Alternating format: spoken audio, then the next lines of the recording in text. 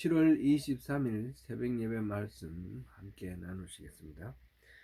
오늘 함께 나누실 말씀은 누가복음 24장 9절부터 12절까지 말씀입니다. 누가복음 24장 9절부터 12절까지입니다. 함께 봉독하시겠습니다. 무덤에서 돌아가 이 모든 것을 11사도와 다른 모든 이에게 알리니 이 여자들은 막달라 마리아와 요한나와 야고보의 모친 마리아라. 또 그들과 함께한 다른 여자들도 이것을 사도들에게 알리니라. 사도들은 그들의 말이 허탄한 듯이 들려 믿지 아니하나 베드로는 일어나 무덤에 달려가서 구부려 들여다보니 세마포만 보이는지라. 그 된 일을 놀랍게 여기며 집으로 돌아가니라. 아멘. 어제는 예수님의 시신에 향품을 바르기 위해서 바위에 판 그 무덤을 찾아갔던 여인들이 무덤이 비었음을 본 장면을 보았습니다. 여인들은 천사 둘이 전해주는 말에 따라서 예수님이 부활하셨음을 알게 되었습니다. 사실 그동안 예수님은 여러 번 자신이 고난을 받고 죽었다가 사흘 만에 부활하실 것을 말씀하셨지만 그 말의 의미를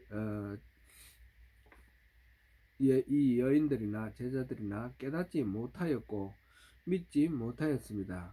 그러다가 빈 무덤을 보고 천사가 예수님께서 하셨던 그 말씀을 들려주었을 때 비로소 눈이 밝아지고 예수님이 하신 말씀의 그 뜻을 깨달아 알게 되었습니다.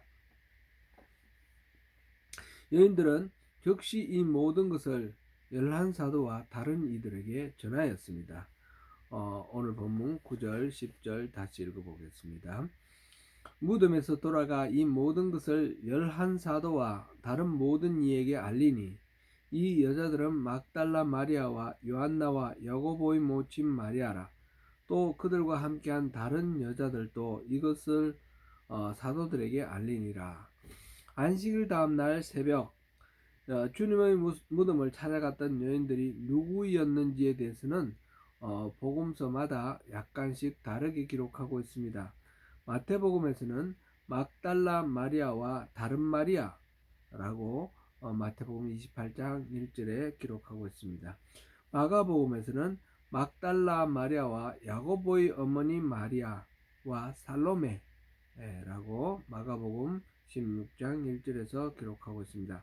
그리고 요한복음에서는 오직 막달라 마리아 혼자만 언급되어 있습니다. 요한복음 20장 1절 말씀입니다. 이에 비하면 누가복음은 더 많은 사람이 언급이 되어 있는데 막달라 마리아와 요한나와 야고보의 모친 마리아 외에 함께한 다른 여자들이 있었음을 기록하고 있습니다. 그러니까 누가복음에서 미루어 보건대 그날 새벽에 예수님의 무덤을 찾아갔던 사람은 갈릴리에서부터 따라온 여인들 거의 대부분이 아니었을까 그렇게 생각됩니다.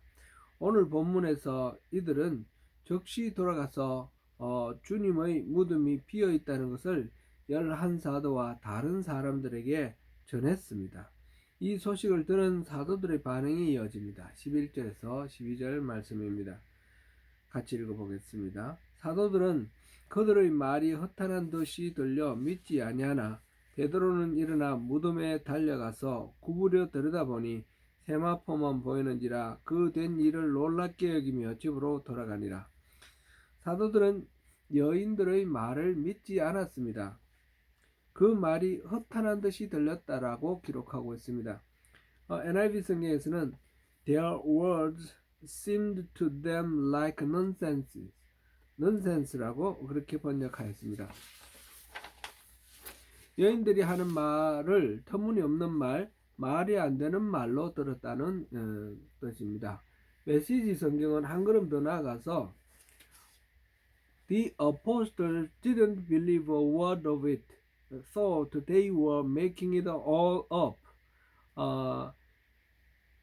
사도들은 그들의 말을 한마디도 믿지 않았다. 그들은 여자들이 지어낸 말이라고 생각했다. 이렇게 번역하고 있습니다. 여인들도 처음에는 전혀 그렇게 믿지 않았습니다. 빈 무덤의 의미도 알지 못했고 더욱이 주님의 부활과 연결시켜서 생각할 수가 없었습니다. 천사가 예수님이 하셨던 말씀을 전해주고 난 후에 비로소 모든 상황에 대해서 이해할 수 있게 되었습니다. 사도들도 여인들의 말을 듣고서도 여전히 이해가 되지 않았고 믿어지지 않았습니다. 그래서 여인들이 무슨 헛소리 하는 것으로 여기고 있었습니다. 그런데 베드로는 조금 달랐습니다. 베드로는 벌떡 일어나 무덤으로 달려갔습니다. 요한복음에 따르면 요한도 같이 갔습니다. 그리고 막달라 마리아가 그 뒤를 쫓아갔고요. 아무튼 베드로는 달려가서 무덤이 비어 있다는 사실을 확인하게 되었습니다. 그러나 그는 아직 예수님의 부활을 믿지 않고 있습니다.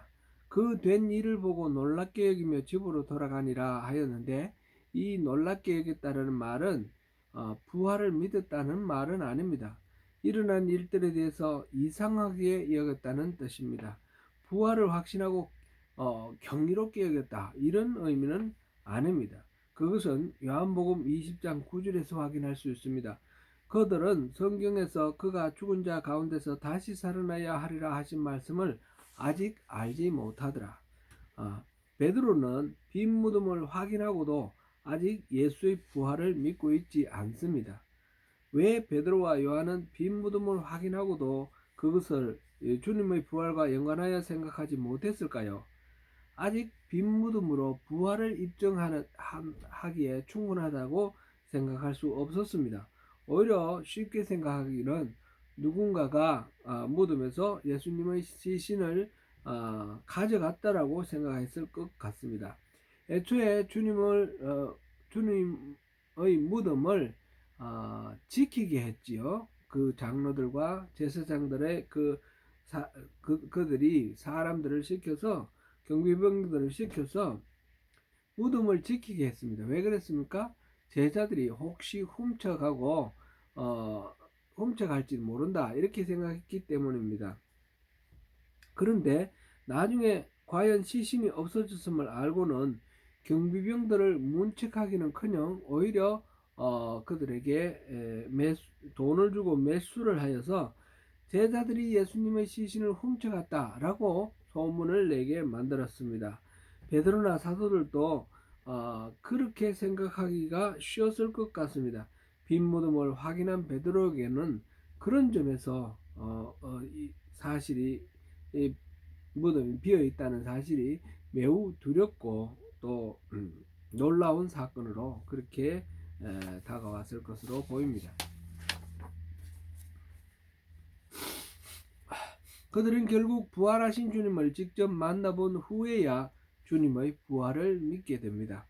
주님이 제자들을 만나 주신 자리에 같이 있지 않아서 다른 제자들의 말을 믿지 못하고, 내가 그의 손의 못자국을 보며 내 손가락을 그 못자국에 넣으며 내 손을 그 옆구리에 넣어보지 않고는 믿지 아니하겠노라, 이렇게 말했던 도마에게 예수님께서 다시 나타나셔서 너는 나를 본 거로 믿느냐?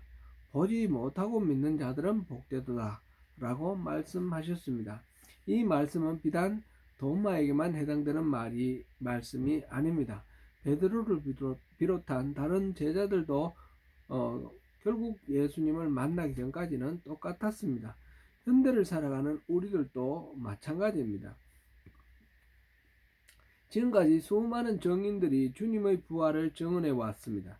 그런데 또한 얼마나 많은 사람들이 그 증언을 무시해 왔습니까? 지금도 주님의 빈무덤과 부활에 대한 증언을 몇몇 광신도들이 조작해서 꾸며낸 말이라고 생각하는 사람들이 얼마나 많은지 모릅니다. 보지 않아도 단지 증언을 듣고 믿을 수 있는 사람이 정말 복된 사람입니다. 사랑하는 성도 여러분, 믿음은 증거가 많고 적음에 달려있지 않습니다. 증거를 보고 믿으려고 하면 믿을 수가 없습니다. 아무리 많은 증거를 보여줘도 믿지 않으려고 작정한 사람에게는 늘 부족합니다. 믿을 준비가 되어 있는 사람에게는 적은 증거로도 충분합니다. 부활에 대한 확실한 믿음을 가진 사람들은 진정으로 죽음을 두려워하지 않습니다. 어, 믿음은 믿음을 갖고 신뢰하는 자에게 하나님은 더 큰 분명한 증거를 주십니다.